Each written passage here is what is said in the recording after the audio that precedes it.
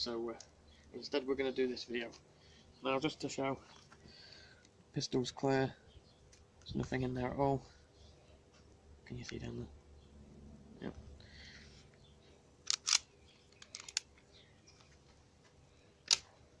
The magazine,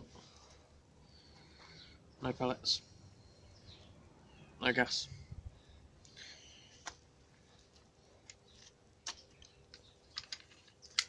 So, pistol training.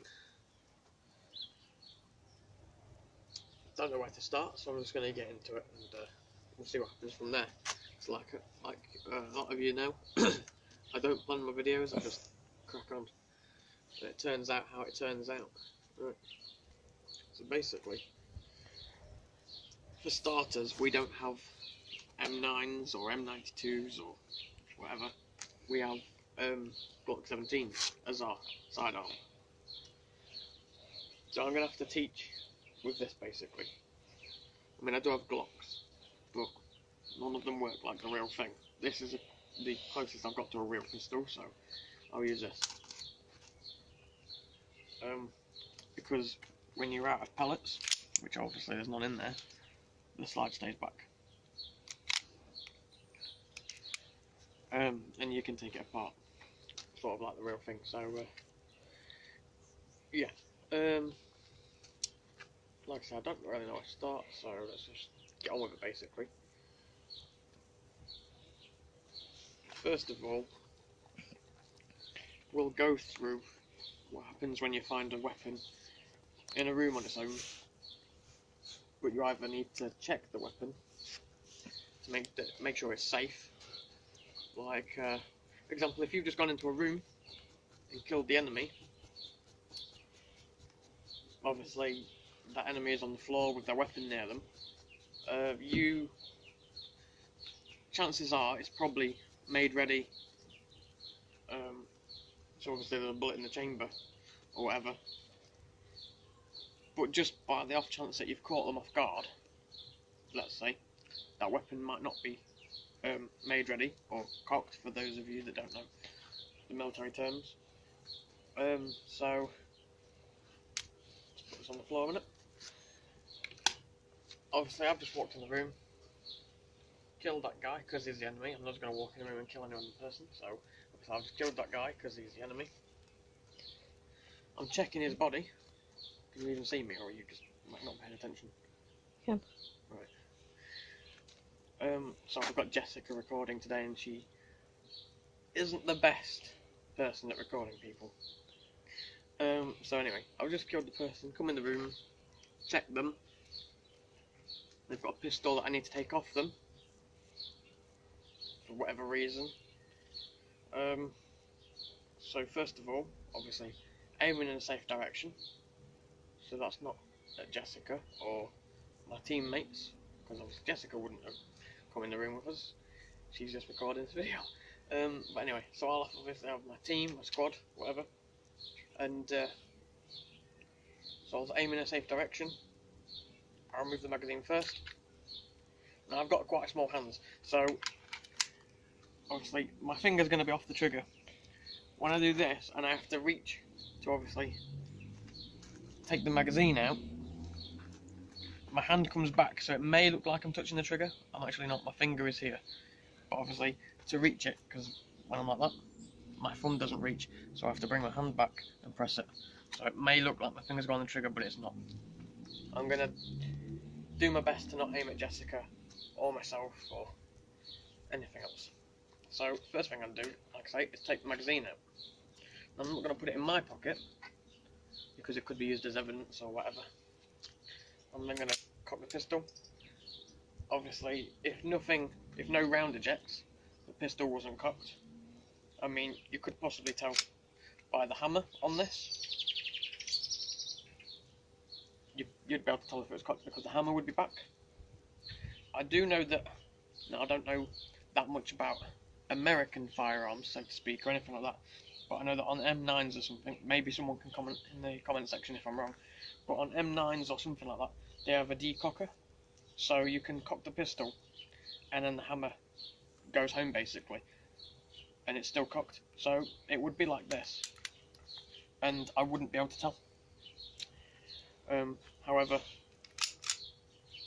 if it was like that, obviously that's a clear sign that the pistol's cocked, so it's going to be slightly dangerous. Yeah, so obviously, if when I cock it, no round ejects, it wasn't cocked. Obviously then let the slide go home, put the hammer home, and put it somewhere for evidence, hand it over to obviously the right person. That would be whoever's in charge at the time, obviously a corporal, a sergeant, whoever is in charge of your squad at the time that's just obviously breached that building. So yeah, that's one way to do things.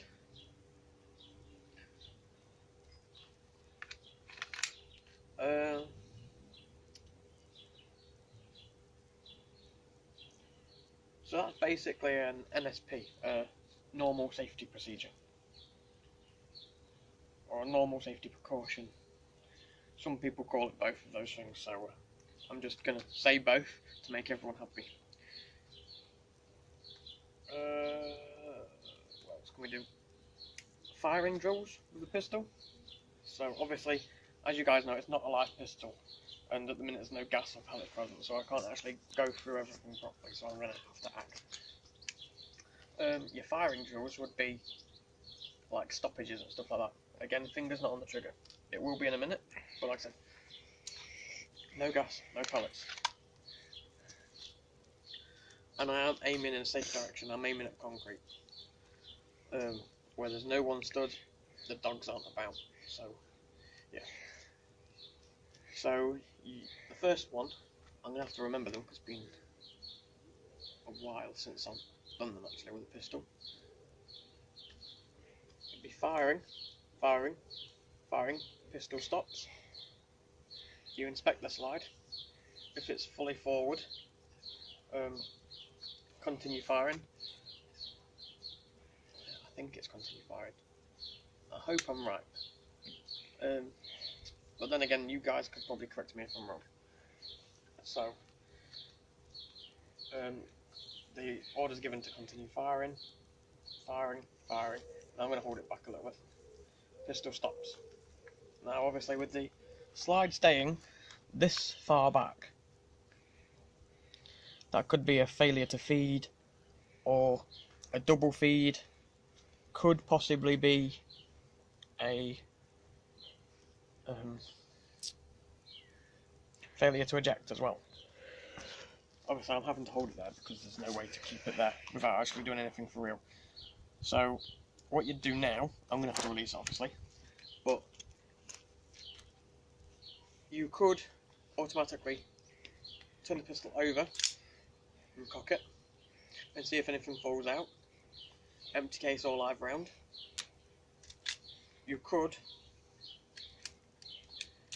remove the magazine, put the magazine down safely, and then cock, turn it over to the side and see if anything falls out. You could check the... My mind's just gone blank. Mind fart right there.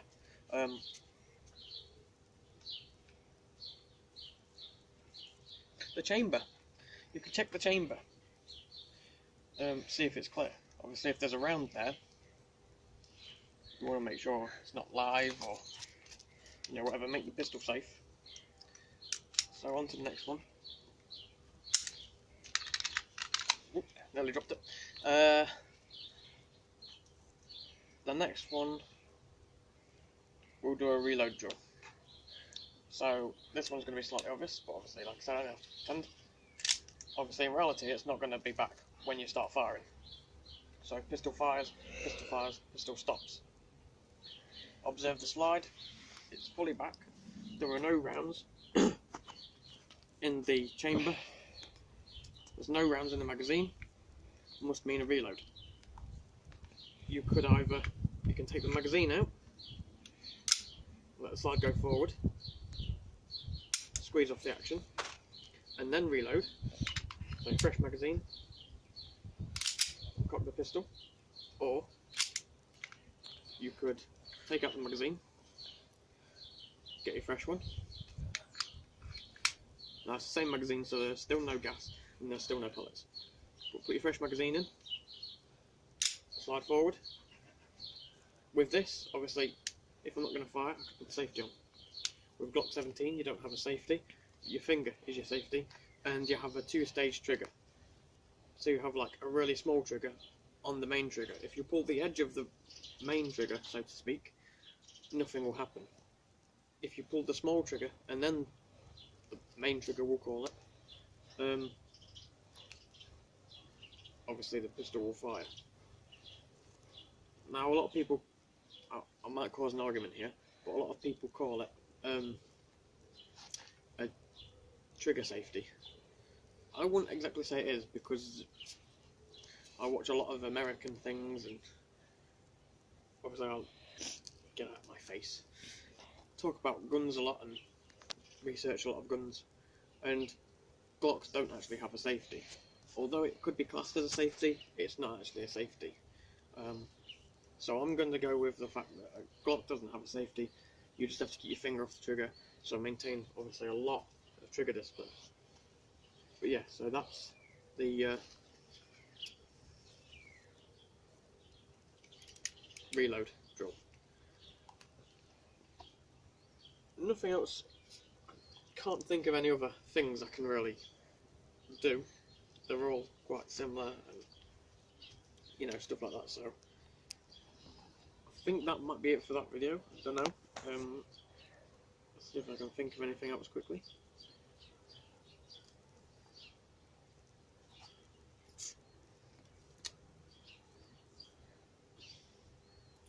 Possibly taking it apart. I mean, this is going to come apart obviously a lot different to the Glock, but I can sort of take this apart and talk through the Glock.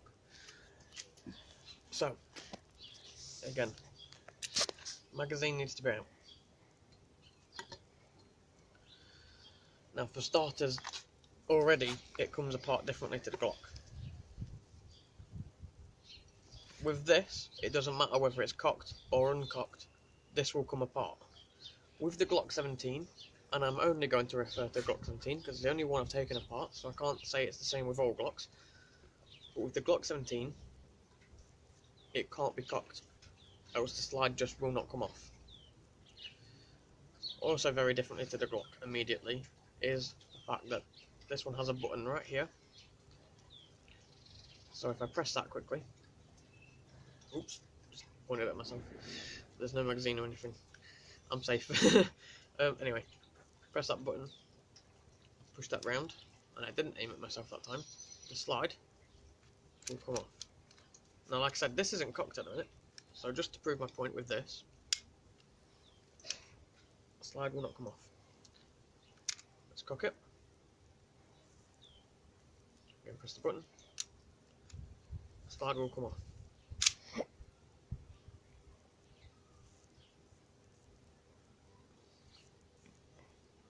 My hope if I press the button. Hold on, I've taken it apart. Just give me a sec.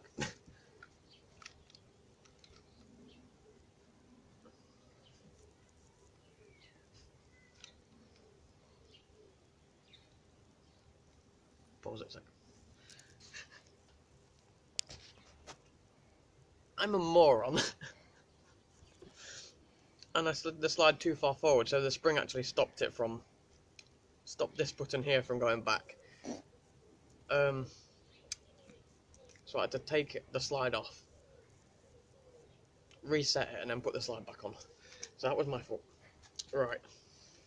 On the Glock 17, there would be...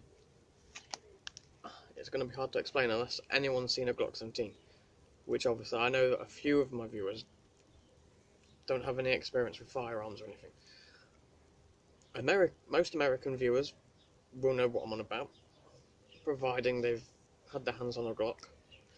But normally there are like a little 2 buttons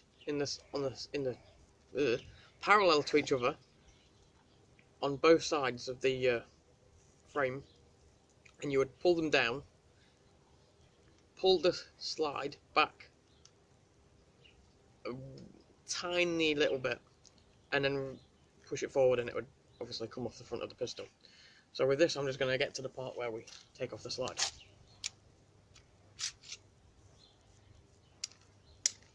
So you're left with the bottom of the pistol, basically, and you can still cock the hammer.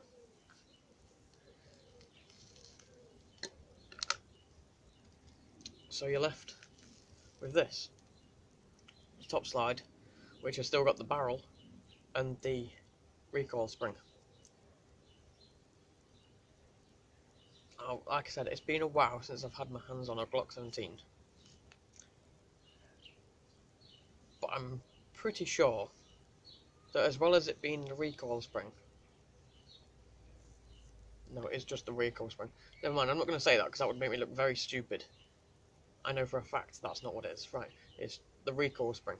So basically, I'm going to get really oily here. But we're going to take the recoil spring out. Was it a sec? Just delivery, I think. So obviously we took out the recoil spring and the guide rod. Next comes the barrel.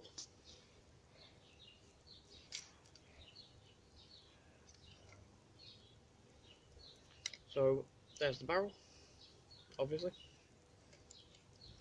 and the top slide.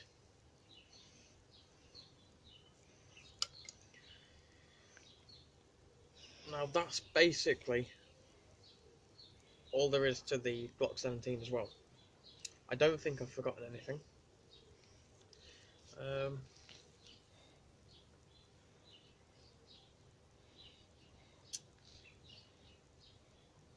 Yeah, I think that's all there is to the Glock 17 as well, from what I can remember. I mean, if I'm wrong, I just failed a weapon handling test there. So, yeah, let's put it back together real quick.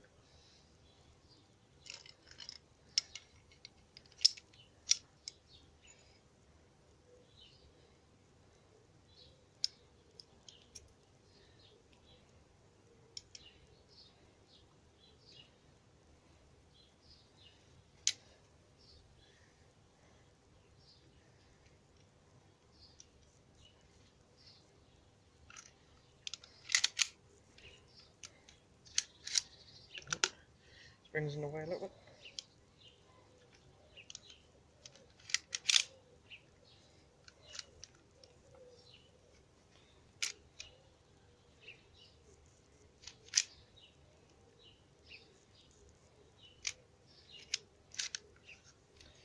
Spring gets in the way all the time.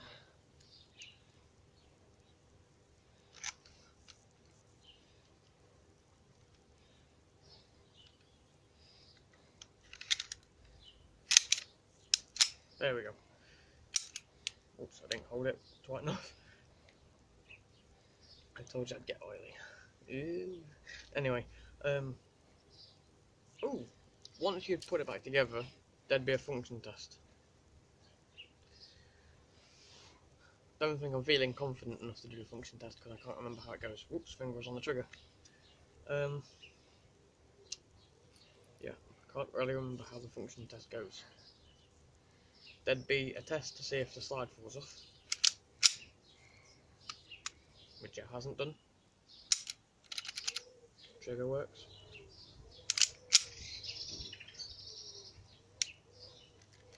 Safety works. Now I know that is both of those are part of the Glock 17 weapon handling test, so I think I would actually be fine passing it. I mean, there may be some slight errors, but as far as I'm aware, that was basically it. Like I said, seeing if the slide falls off, which it obviously doesn't, and I know that there's no safety, I said earlier obviously, but the other test would be to cock it again and not catch the small trigger safety, but to pull on the main trigger. Obviously if it pulls and fires, then something's happened that stops that trigger safety from working, that secondary trigger from working, and somehow you can now pull the trigger with no safety whatsoever. And obviously if you pull the trigger and nothing happens, then that little trigger safety is working. So yeah, I think that's it.